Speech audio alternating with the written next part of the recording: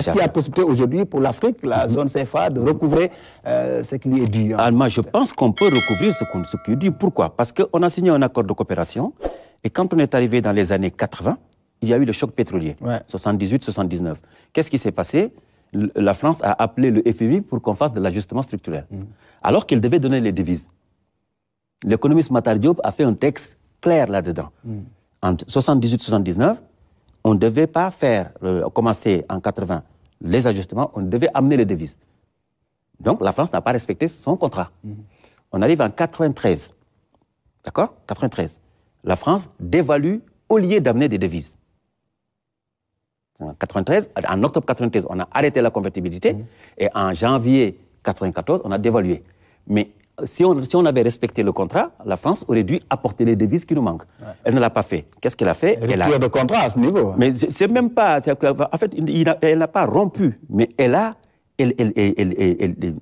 France est passée outre le contrat. Jouer du fait qu'elle avait le monopole et la puissance. Or, quand vous dévaluez une monnaie, qu'est-ce que vous faites? Dans le compte de la monnaie, vous diminuez le passif. Parce qu'avant, un franc français faisait 50 francs CFA. Après, la France en fait 1 franc français égale 100 francs CFA. Donc, quand vous dévaluez, dans le compte de la monnaie, vous diminuez le passif. En diminuant le passif, excusez-moi, comme on avait un actif, l'actif devient supérieur au passif. Et donc, le compte devient équilibré. Et il est même excédentaire. Donc, la France n'apporte plus de devises. Donc, finalement, si on est dans l'esprit assurance, où la France, donnant une garantie, est un assureur, nous, on reçoit une garantie, nous les États, donc nous sommes des assurés. Si, au lieu de nous donner, au lieu de payer les sinistres, donc au lieu d'amener des devises, la France dévalue, la France nous a fait payer, nous, le sinistre. Donc on peut se passer de la dévaluation aussi, la France a joué le rôle qu'elle devait jouer. On ne devait pas dévaluer. On ne devait pas dévaluer. Si moi, j'étais par exemple un membre du gouvernement à cette période, j'aurais pu expliquer tout ça ici, tout de suite, pour dire qu'on ne doit pas dévaluer. Et aujourd'hui, pour vous, il faut nous sortir de cette situation, mais on sait que la France n'envisage pas que l'Afrique sorte de ça. Vous avez la réaction de ce général français qui plaide pour une intervention militaire même en Afrique, pour faire la guerre à l'Afrique, pour vous faire débat sur les ressources. Vous voyez qu'en 2024, quand on entend un militaire français dire que l'Europe, il n'a même pas dit la France, parce qu'il sait que la France n'a plus les moyens de venir nous coloniser. L'Europe, c'est François Lecointre, c'est ça. L'Europe et la France doivent revenir recoloniser l'Afrique. Quand il dit ça, rien que pour ça, on doit sortir du CFA. Parce que ça, c'est un manque de respect. Il nous manque de respect. Mais le fait de dire qu'il faut venir nous recoloniser, moi, je vois en cette personne une peur. Parce que quand en 1886, on était dans les conférences de Berlin, l'Europe faisait 430 millions. Et nous, on faisait 120 millions. Nous, toute l'Afrique faisait 120 millions. Aujourd'hui, nous sommes 1,4 milliard. Eux, ils sont 460 si on sort la Russie. Ils ont peur. Ils ont peur qu'on vienne les faire exactement ce qu'ils nous ont fait. C'est une peur. Mais rien que pour ça, on doit sortir du CFA. Mais c'est un point de vue que semble endosser, que semble partager le gouvernement français. On n'a entendu aucun officiel français mais il le partage. Ni même du côté de l'Afrique, on n'a pas entendu de voix officielle. Ce qui est triste, c'est que les Africains devraient porter plainte contre cette personne, parce que ça, c'est dangereux. Ce qu'il a dit, mais c'est très grave. Oui, mais autrement, est-ce que l'Afrique ne doit pas se préparer à tout ça aussi? Mais la première préparation de l'Afrique, c'est quoi? C'est réclamer ses dus. Le fait qu'on a fait les ajustements et que le FMI a reconnu que les ajustements n'étaient pas bien pour nous. Le fait qu'on ait dévalué au lieu de nous donner des devises, je suis en train, moi, de calculer le montant total. Mais l'estimation que j'en ai, ça dépasse 4 fois la dette que nous avons, la dette totale que nous avons. Ce que FMI et France nous doivent, ça dépasse 4 fois notre dette. Mais il faut quand même que je finisse les calculs et que les autorités aillent réclamer. Mais il faut que toute la zone CFA... Il faut porter plainte avec des avocats, comment ça va s'organiser? Chacun fait son travail. Moi, mon travail d'actuaire, je fais les calculs. Quand je finis les calculs, je dis, écoutez, ces gars-là, ils nous doivent ça. Ils vont aller voir des juristes qui écrivent la plainte, et on va déposer la plainte. Parce que si le général dit qu'ils vont venir nous recoloniser, et que nous, Cheikh Anta nous donne une arme, Cheikh Anta nous a dit, armez-vous de science jusqu'aux dents. À compétence égale, la vérité triomphe. Moi, je suis de ce côté-là. Quand j'aurai fini, on donne aux juristes, et les juristes, ils écrivent la plainte, on se va se battre. Ça, c'est un message que les nouvelles autorités doivent entendre. On sait qu'elles s'inscrivent dans ce souverainisme. Quand on entend le discours du Premier ministre, du Président et de tout ce gouvernement-là, vous pensez que c'est un message Je pense qu'ils doivent écouter ce type de message parce qu'ils veulent sortir du CFA. Absolument. Ils ont compris que ce n'est pas facile. Ça, il faut le reconnaître. Hein. Sortir du CFA, ce n'est pas une opération facile. Et moi, si j'avais à même apporté ma pierre à l'édifice, je leur aurais dit, on réclame déjà nos dus, d'abord. Après, on réforme le CFA pour que ça nous soit bénéfique. Pourquoi? Parce qu'aujourd'hui, le vrai problème qu'on a, c'est quoi? C'est qu'on n'arrive pas à financer nos économies. C'est le seul problème qu'on a. Donc voilà pourquoi le CFA pose problème. Et quand vous entendez le gouverneur ou les gens de la BCEAO, ils vous disent, oui, qu'est-ce qu'on fait? On lutte contre l'inflation et on gère la stabilité. Donc, ils gèrent l'outil CFA. Et ça, c'est bien géré. C'est l'outil. Mais nous, notre problème, c'est le fonctionnement. C'est le mode d'emploi de la monnaie qui ne va pas. Donc, pour vous, il faut changer le mode d'emploi. Parce que la masse monétaire qui circule dans nos zones monétaires ne représente pas la richesse que nous créons. Nous créons tellement de richesses dans la zone CFA que tu ne vois pas dans la masse monétaire.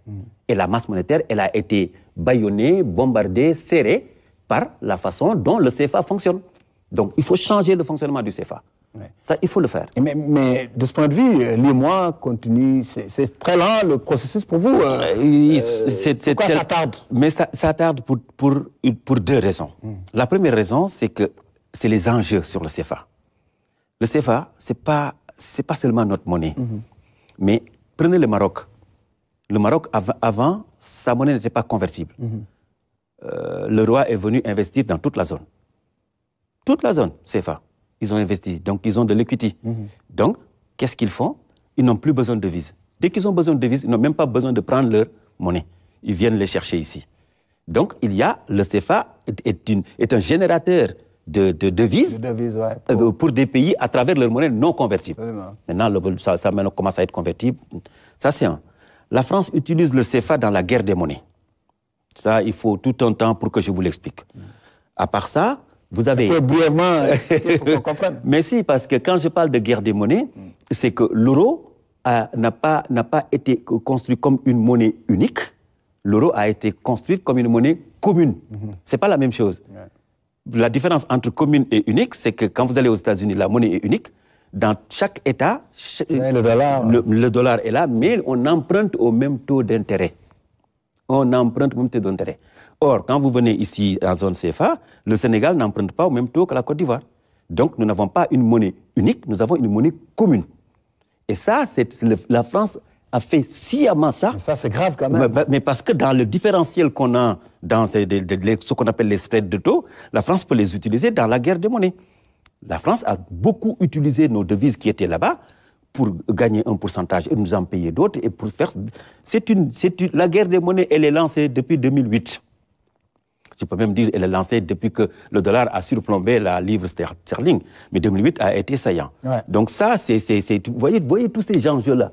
Les multinationales utilisent le CFA comme croix de transmission entre les économies de l'Afrique subsaharienne et les économies occidentales.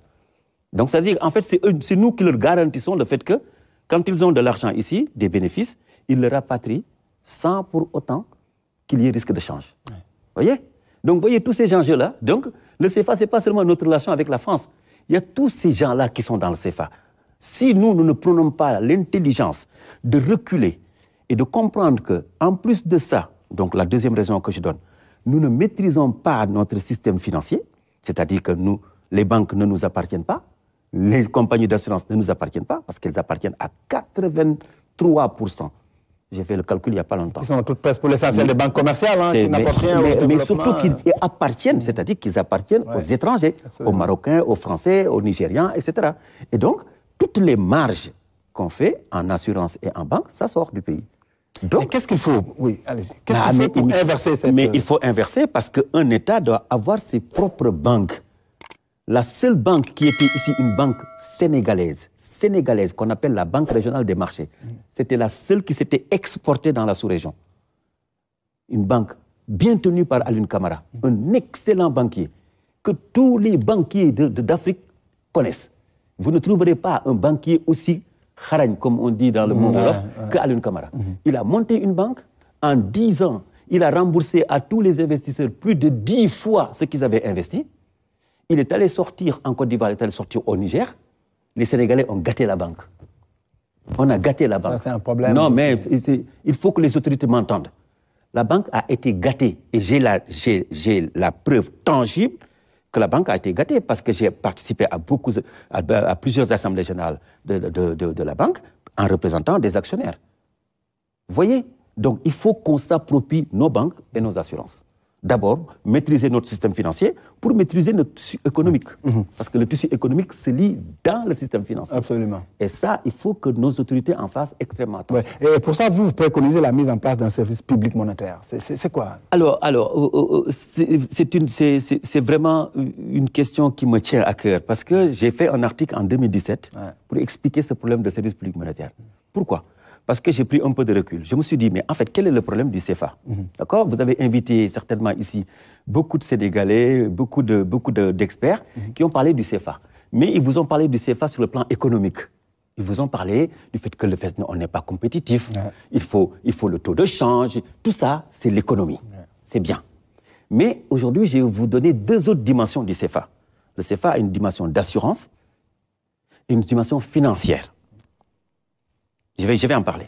Maintenant, quel est le vrai problème du CFA? C'est que depuis 64 ans, nous n'arrivons pas à financer nos économies. Nous n'arrivons pas à financer nos économies, on est d'accord. En tout cas, même si ça, ce n'est pas le problème fondamental, c'est un problème du CFA. Comme on n'arrive pas à financer nos économies, lorsque on est arrivé en 2008 et qu'il y a eu la crise des subprimes, les États-Unis ont commencé ce qu'on appelle le quantitative easing.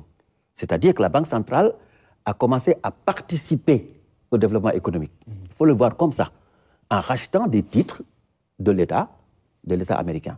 On arrive en 2015, les Européens ont commencé à faire la même chose. C'est-à-dire que la France a une courbe de dette, et quand une dette arrive à échéance et que la France n'a pas d'argent, la Banque centrale récupère le titre et rembourse aux créanciers. Donc, il y a des gens qui l'appellent la création monétaire, mais ce n'est pas de la création monétaire. La création monétaire, elle est terminée depuis la République de Weimar dans les années 20. Ce n'est pas de la création monétaire, mais c'est une façon de faire de l'assouplissement quantitatif pour aider les États à régler leurs déficits et pour financer leurs projets. Mais nous, on n'a pas ça. Pourtant, on est arrimés. Ça, c'est de l'interventionnisme. C'est de l'interventionnisme. Mais ici, ça n'existe pas. Notre Banque centrale l'a fait sous moindre mesure. C'est-à-dire que les montants dont on a besoin pour financer notre économie, elle n'a pas fait ça. Elle a fait ça juste pour aider les banques à pouvoir donner des crédits. Est-ce qu'elle n'est pas sous pression aussi? Elle est aussi sous pression. Qu'on le veuille ou non, notre Banque centrale, elle est sous pression et dans la façon dont elle agit, elle fait son travail correctement. Je ne les critique pas. Mais on a besoin de les faire comprendre qu'une banque centrale, pour développer un pays, il faut une banque centrale. Absolument. La France ne s'est pas développée en empruntant. La France s'est développée avec sa banque centrale. Et ça, je peux le démontrer. Les États-Unis se sont développés avec leur banque centrale. Et nous, les Africains, on nous met dans une prison monétaire et on nous dit, voilà, vous êtes des Africains. Vous n'avez pas le droit de vous développer avec votre banque centrale. Ça, ce n'est pas normal. Donc, vous voyez, globalement, tout le vrai problème que nous avons. C'est des problèmes que pose le projet de l'actuel gouvernement, on l'a dit, ce souverainisme. C'est ça, c'est souverainisme. Il faut tout repenser. Tout repenser. Et je reviens encore au service public monétaire maintenant pour terminer. Allez, vite, on va passer à la question de la protection sociale. Et donc, quand j'ai vu que la France faisait ça, moi j'ai dit, mais attendez, nous sommes arrimés à l'euro, on n'a pas ça, donc on va le créer nous-mêmes. J'ai dit, nous avons de grands projets à financer. Qu'on aurait dû financer depuis 64 ans, on ne l'a pas fait. On n'a pas bâti nos structures. On n'a pas assez d'écoles, on n'a pas assez d'hôpitaux, on n'a pas financé les enfants pour qu'ils aillent faire le service militaire obligatoire. On n'a pas bâti nos structures. Et qu'est-ce qu'on fait? Je demande à ce qu'on crée une société de financement de l'Afrique subsaharienne. Société qui finance les grands projets de l'Afrique subsaharienne. Cette société va être intermédiaire entre la Banque centrale et les États. Parce que de tout le temps, quand on a financé les États pour qu'ils fassent des projets, une partie par ici, une partie par là-bas, on dit qu'on a volé, etc. Maintenant, on crée la société financière qui est l'intermédiaire. La Banque centrale ouvre des lignes de crédit et les États proposent maintenant leur projet en disant nous voulons financer tel projet. La société de financement va lancer des obligations d'État, qu'on appelle des CFA obligations. Et la Banque centrale les achète. La Banque centrale les achète.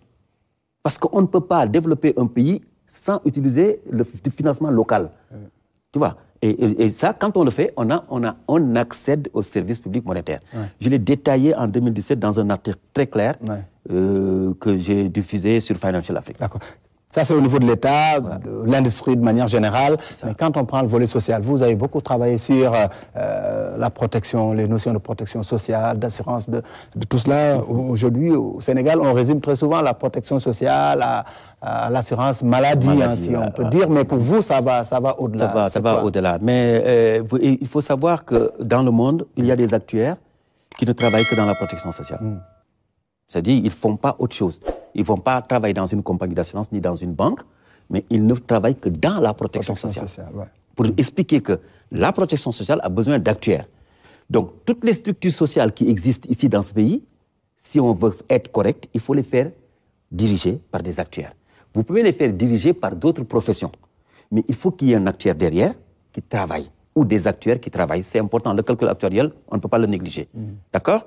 Donc, pourquoi j'ai insisté pour faire un modèle de protection sociale? Ça s'appelle le modèle Cissé Abdou, d'ailleurs. Je l'appelle Cissé Abdou parce qu'il est grand temps quand même que je donne mon nom à mes modèles, parce que ce modèle-là, je l'ai déjà remis à une personne au Sénégal qui m'avait promis de le donner à Macky Sall. Il ne l'a pas fait. Je ne sais pas s'il l'a fait, s'il ne l'a pas fait, mais en tout cas, Macky Sall ne m'en a pas parlé, lui ne m'en a pas parlé. Donc maintenant, quand j'écris quelque chose, je marque mon nom. Et là, vous voulez que le président Diomaye s'en saisisse? J'ai demandé à ce qu'on le remette au président de la République et au Premier ministre. Pourquoi? Parce que si on ne construit pas un modèle de protection sociale, on ne sortira pas de nos problèmes sociaux. Et pourquoi? Nous avons hérité de la colonisation de caisses de retraite et de caisses de sécurité sociale, qui sont des organismes qui sont dans la protection sociale, mais qui ne s'occupent que des travailleurs. Ils ne s'occupent que des travailleurs. Donc, on a bâti une protection sociale des travailleurs, qui n'est même pas complète. Donc, ceux qui sont dans l'informel, ceux qui n'ont pas de revenus, qui n'ont rien, ils ne sont pas protégés. Macky Sall a fait des efforts quand il est venu. Il a dit, je vous mets la couverture maladie universelle. Mais le projet a été mal ficelé. Parce que tu ne peux pas faire un projet comme ça sans pour autant qu'on ait établi d'abord une étude de faisabilité, une étude actuarielle de faisabilité. L'état des lieux. L'état de faisabilité d'abord, et après maintenant, tu fais l'état des lieux des structures sociales qui existent déjà.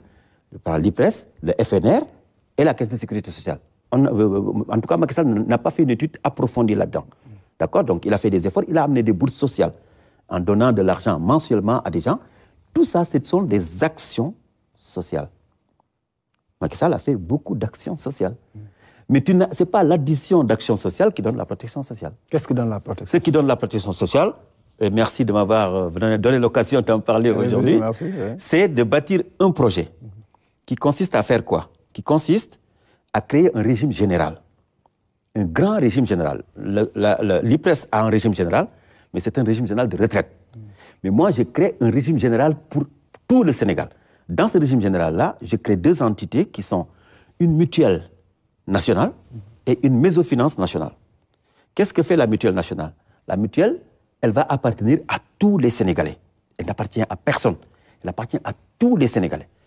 Dès qu'on a la carte d'identité sénégalaise, dès qu'on est Sénégalais, on est dans la mutuelle. On est sociétaire. Grande tontine, quoi. La tontine des tontines. C'est comme ça que je l'appelle. C'est une tontine des tontines. Et la mésofinance, qu'est-ce qu'elle fait? Elle sera aussi une banque de solidarité, mais qui appartient à tous les Sénégalais. Ce ne sera pas une banque où il y aura des actionnaires, on va voir la banque centrale pour faire l'argent. Non, c'est une banque qui appartient, c'est une banque mutualiste. Et cette banque-là va gérer toute la finance que la mutuelle va générer. Parce que la mutuelle va faire appel à des cotisations, et quand les gens cotisent, la banque gère. La mutuelle va permettre de faire... J'ai détaillé tout ça dans l'article. Je pense qu'il nous faudra une émission complète pour détailler ce projet-là. Mais tant qu'on n'aura pas fait ça, on va louper. Pourquoi? Quand la France fait des choses bien, il faut en parler et il faut y faire attention.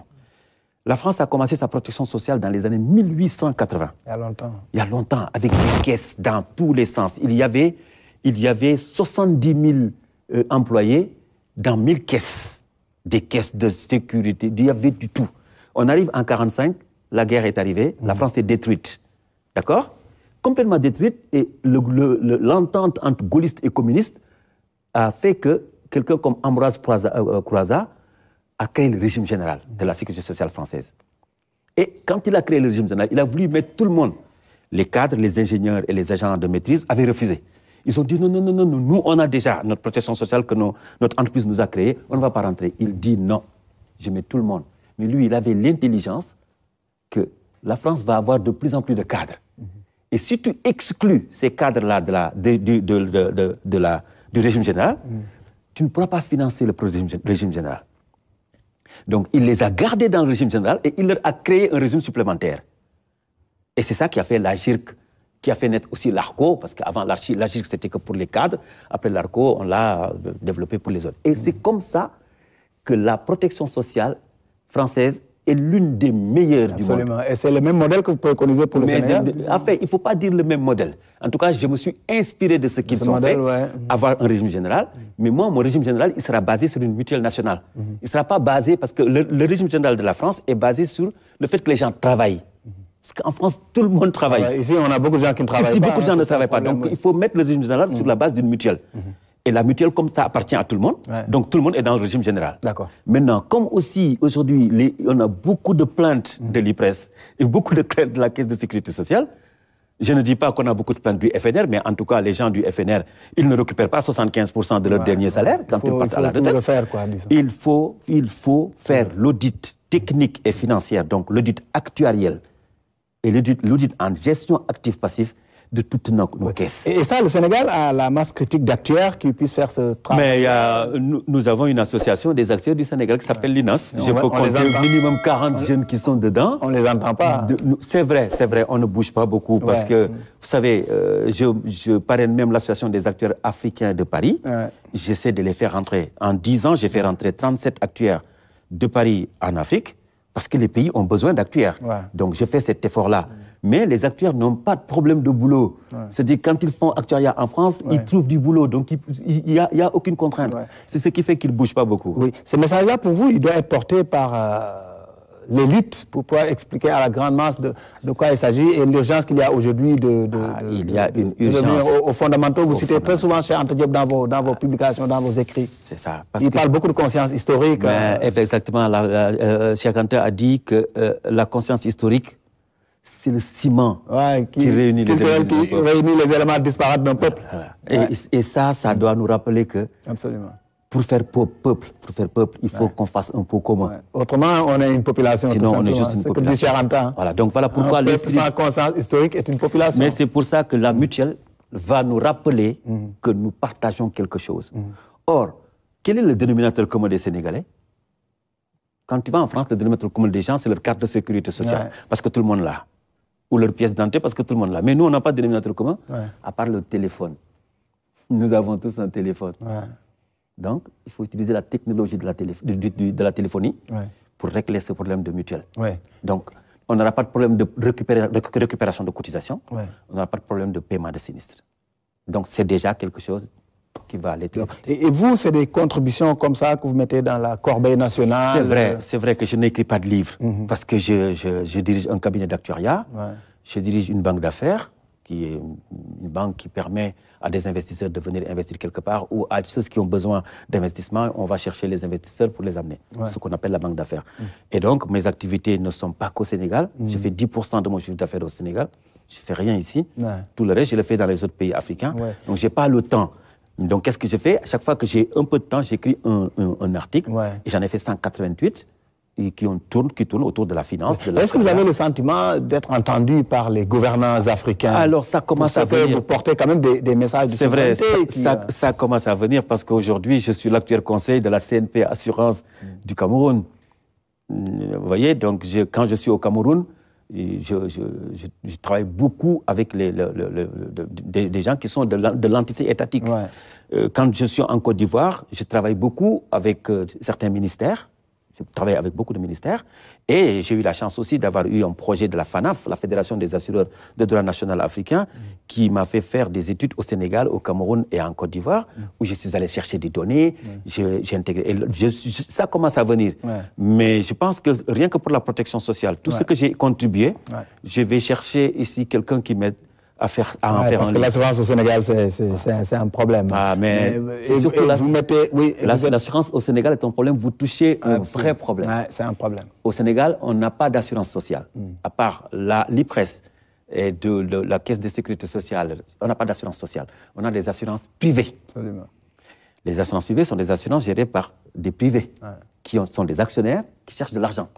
Et l'assurance ne fonctionne pas correctement. Et ça ne profite pas à tous les Sénégalais. Mais ça ne profite pas aux Sénégalais, mais parce que l'État a fait l'erreur depuis 64 ans de ne pas s'investir dans le marché des assurances. Quand dans un marché d'assurance, il n'y a pas d'État, ce n'est plus un marché, c'est une foire. Absolument. Chacun fait ce qu'il veut. Absolument. Ici, des gens ont des accidents, ils sont pas, on ne les indemnise pas. Ça pose des problèmes de gauche. Mais il y a beaucoup d'efforts que les assureurs font. Aujourd'hui, les assureurs ont commencé à faire de la com. Les assureurs ont commencé à expliquer le fonds de garantie automobile à la radio. Ce matin, je l'ai entendu. Honnêtement, il faut reconnaître qu'avec l'actuelle dirigeante, Mme Oumounia, et son directeur exécutif, M. Matar Faye, et toute l'équipe, je vois que vraiment, ils font beaucoup d'efforts pour que les gens comprennent l'assurance et que les gens puissent profiter aussi de l'assurance. Mais il faut un investissement de l'État dans le marché. Il faut que l'État s'implique. Et ça, il y a urgence. Il y a urgence. Sinon, tu ne peux pas développer un pays si tu n'as pas d'assurance. L'assurance, c'est quoi? L'assurance, c'est la couverture. D'accord? Pourquoi les marchés occidentaux sont développés? Mais c'est parce que toutes les couvertures que vous voyez dans le monde de la finance, les gens l'interprètent comme des couvertures financières. Mais c'est de l'assurance. Tout produit financier qui n'est pas une obligation, qui n'est pas une action, qui n'est pas un produit immobilier, c'est un produit dérivé, c'est de l'assurance. Parce qu'on se couvre contre quelque chose. D'accord. Au-delà du Sénégal, vous vous adressez aux gouvernants africains de manière générale. Voilà pourquoi l'article... vous mettez à la disposition de votre pays de...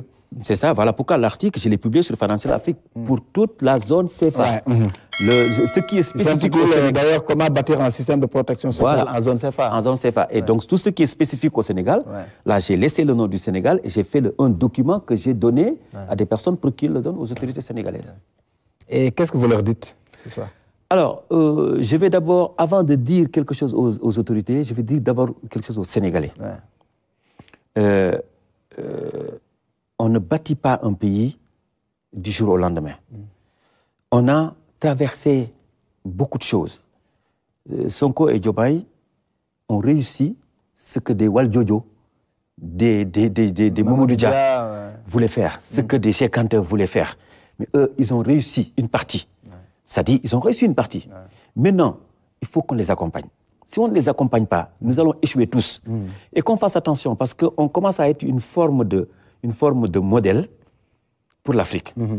Vous allez en Côte d'Ivoire, au Cameroun, vous entendez les jeunes, même au Rwanda, les jeunes qui sont fiers de ce qui se passe au Sénégal. Le président Ghanéen disait au président Diomaye, c'est ça, mais donc, pour votre élection, beaucoup de jeunes Ghanéens veulent devenir président. Nous tous, nous devons faire en sorte que ces jeunes-là réussissent. Absolument. Si on les laisse échouer, c'est le Sénégal qui échoue. Bien sûr. Donc pourquoi avoir des médias à gauche, à droite, qui prennent dans un discours une phrase, tu m'avais dit, des détails.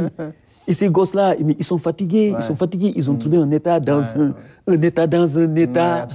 C'est la folie. C'est pas facile, donc il faut qu'on les accompagne. Ça, c'est le premier message que je lance aux Sénégalais, qu'on se mette au travail.